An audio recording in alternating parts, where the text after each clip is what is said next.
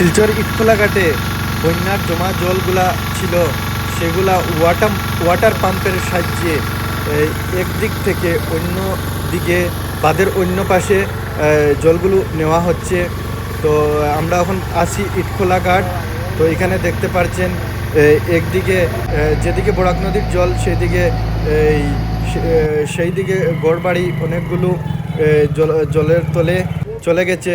এবং আমরা আপনাদেরকে দেখাচ্ছি যে এই যে ইটখোলা রাস্তাগুলো জলের তলে চলে গেছে। এবং এইখানে অনেক গড়বাড়ি আছে যেগুলো বরাক নদীর কিনারে, সেগুলো এই জলস্তর হয়ে গেছে। তার সঙ্গে আপনারা আমাদের সাথে থাকুন। ইটখোলার আরও অন্যান্য এই এলাকাগুলো আপনাদেরকে আমরা দেখাচ্ছি।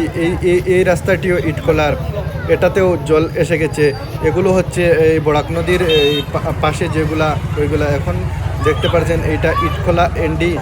এবং এই দেখেন অনেকগুলা গড় বাড়ি এইখানে জলের তলায় গিয়েছে।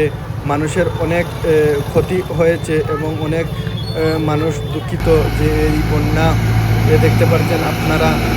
এগুলো হচ্ছে বরাক নদীর পাশে যেগুলা ইটখোলার এই বাঁধ আছে, বাঁধের ওই পাড়ের বরাক নদীর ওই কিনারের মানুষ। এটা দেখতে পাচ্ছেন এই ইটখোলা ঘাটের এই পয়েন্ট যেটা আছে এখানে। তো সব দিকেই জল, সব দিকে জল। একদিকে বন্যার জমা জল আর আরেক দিকে এই বরাক নদীর জল। তো খুব কষ্টে ও খুব দুঃখে আছেন ইটখোলাবাসী। তো আপনারা দেখতে পাচ্ছেন আমাদের এই ভিডিওর মাধ্যমে। দয়া করে আমাদের এই ভিডিওটি অনেক অনেক শেয়ার করুন, যাতে তাদের জন্য কিছু ত্রাণ সামগ্রী ব্যবস্থা করা যায়। অনেক দুঃখ লাগের এই ভিডিওগুলা দেখতে, খুব কষ্ট হয়ে দাঁড়াচ্ছে।